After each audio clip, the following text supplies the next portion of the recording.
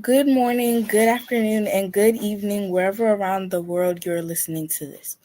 I am Shalom Soloranju, and I'll be your host for today. Welcome to Light Up. My host today will be Emmanuel Oluwabi, our co host. The topic for today is fear over faith. No, faith over fear, sorry. So, this story is going to be about Esther. Esther was a Jewish orphan until her older cousin Mordecai was able to adopt her and treat her as his own daughter. King Vashti was originally the king for the area they were in, but was removed as king, and another king chose Esther to be the queen of, even though she was a Jewish orphan. However, they didn't know that she was a Jewish orphan. Mordecai told her to not tell them about how she was Jewish and to keep it to herself. Mordecai Haman was a high known like official that did not like Mordecai because he refused to bow down to him and was trying to convince the king to kill all of the Jews in the area. Mordecai told Esther that she should try to convince the king to not listen to Haman and to let the Jews be free. Esther fasted, and later on she got the courage to ask the king about going to the banquet, and she also invited Haman. Once they got to the banquet, Esther told them about how she was a Jewish orphan, and she told them about how she was like a Jewish, and they also told and she also told them about how Haman was trying to get rid of all of the Jews in the area. After the king found out, he told his servants people to hang Haman in the area that Mordecai was supposed to be hung.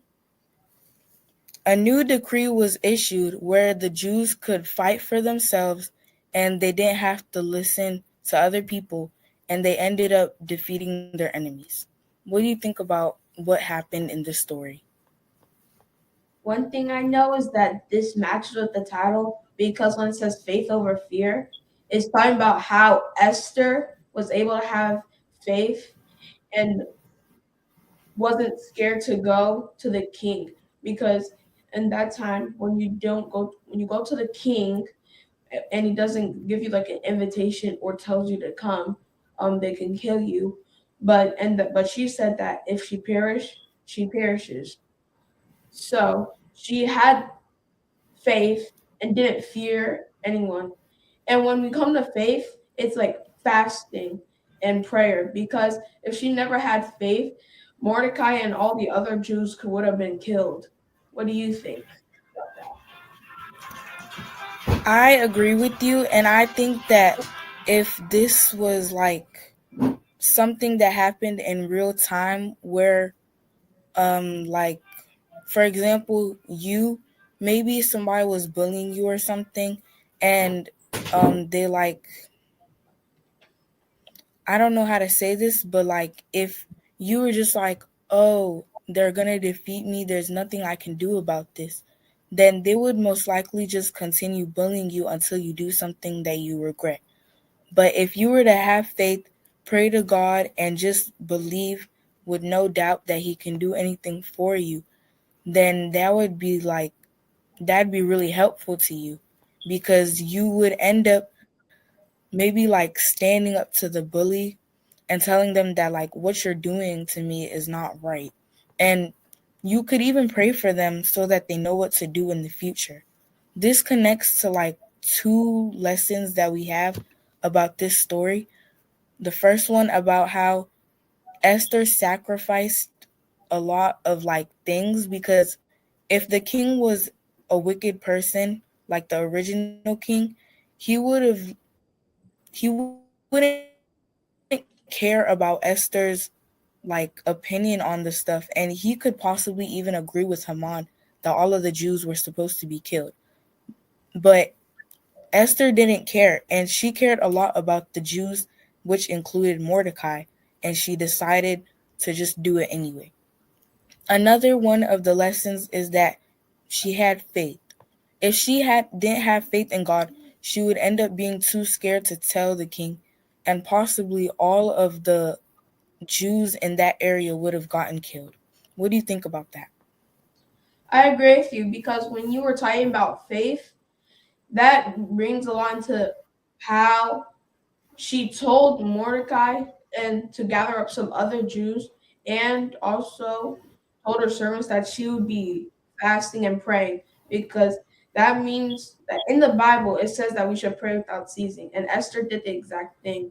And also, when you were talking about bullying, you said that even if they like if they continue bullying you, even if you stand up to them and just pray for them, and if they still don't, you God will punish them later. You don't have to do anything in your action just to do something you'll regret, just like you said that you'll regret later.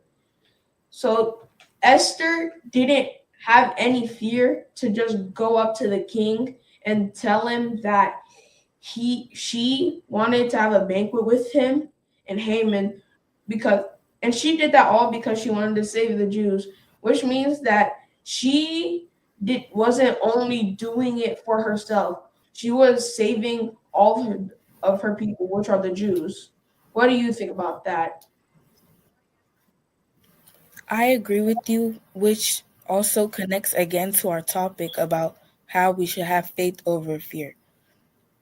Esther was very brave, and she decided to go up to the king and tell him about how she was a Jew, which that could have taken a whole nother turn, and he could have been like, "Oh, we need to kill you because you're also a Jew," which we didn't know about. But he decided that she was right, and oh, we should definitely do something about Haman, which also connects to the part about how you were saying that like we should pray for people so that whatever they're going through they can like get better at it, because with Haman or Haman, he was like all because of Mordecai. He was like, "Oh, just because of Mordecai and him not bowing down to me, this means that like all Jews might act the same way. So we need to get rid of them."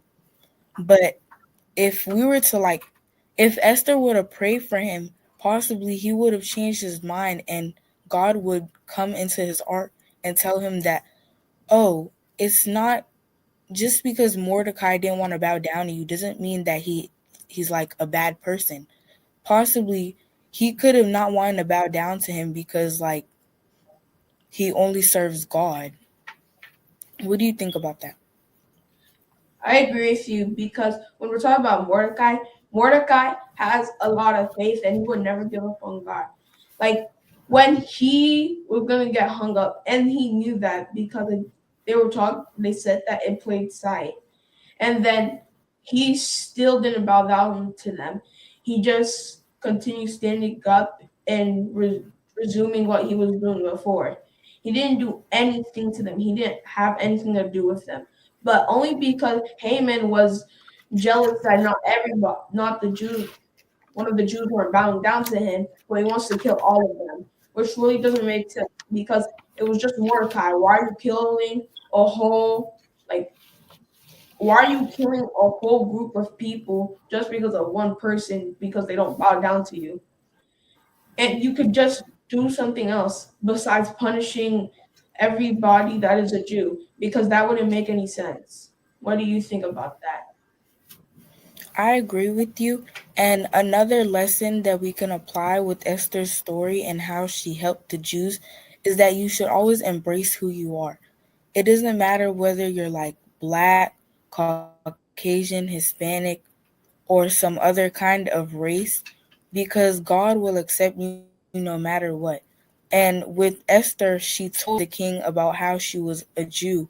And in the beginning, she should have already told him that she was a Jew because she should embrace that she was a Jew.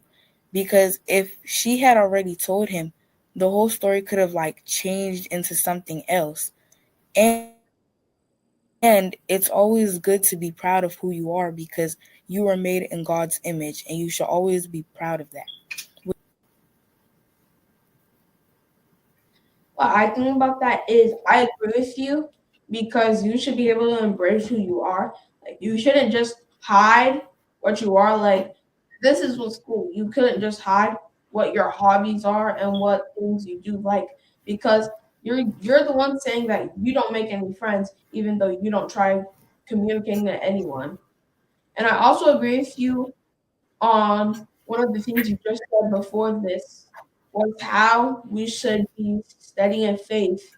Because if you're gonna believe in God and have no faith, you are there's no point because you're going to say that you believe God, but then you disregard your faith. You ignore it completely. What do you think about that?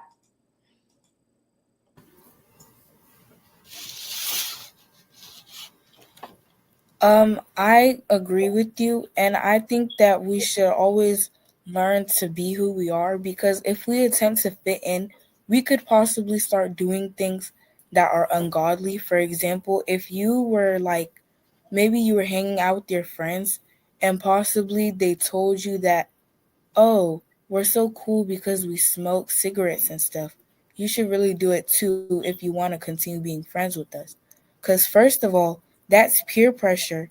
And another thing is they're trying to convince you, which is similar to peer pressure, but they're trying to convince you and change your mind about cigarettes because you could originally already think that cigarettes are terrible for my body, so why should I ever be taking them? But since they're your friends, you might start to think like, oh, cigarettes can't be that bad. So then you take one, but then that gets you into a whole scandal and your parents end up finding out. That wouldn't be good. But if you had just stayed true to yourself and you told them, like, I'm a Christian and I don't do that kind of stuff. I do not smoke cigarettes and I'm not, and even if you guys don't want to be friends with me because I don't smoke cigarettes, that's fine. Because that would mean they're a bad influence on you. And at the same time, earlier, about how we were talking about praying for others so that they can stop doing the evil things that they're doing, that would be a good time to pray for those people because you don't know how they could have like started smoking. They could have started smoking because like maybe peer pressure too because that's one of the main reasons a lot of people do this kind of stuff. Or it could be from another kind of influence, possibly their parents or maybe a family member, something like that. This is like a reminder about about how you should stay true to yourself and not always trust other people because you don't know what the other people out there do. What do you think about that? I agree with you because when you're talking about peer pressure and embracing yourself with what you do, your hobbies, what you like, you can't just say just because you want to be just like this set of friends, you change everything that you do with things that you probably just don't like, but you only do it because you want to impress others and say that you're this, you're that. And then when it comes to embracing yourself, if Esther never fully embraced herself, saying that she was a Jew, she probably would have changed her whole ethnicity by herself. She would have probably said that I'm a Hebrew, and instead of saying that I'm a Jew, and then she could have got all the other Jews killed, including Mordecai, just because of what she said.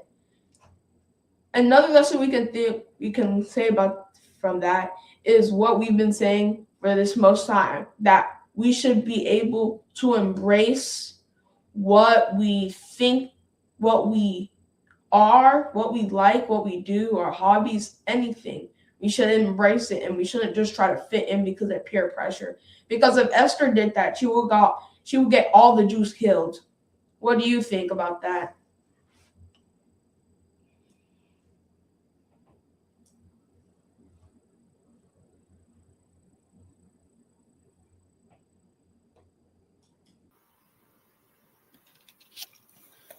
Okay, so I think that's a wrap for today.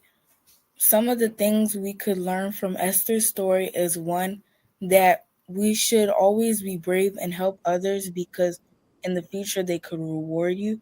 Two is that we should always embrace ourselves and know who we are because you can't always just lie to someone because you want to fit in.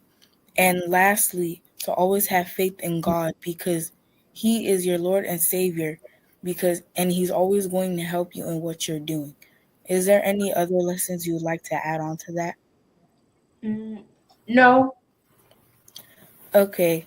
Thank you for watching this light up video. Make sure to share, comment, like, and subscribe. Bye. Bye.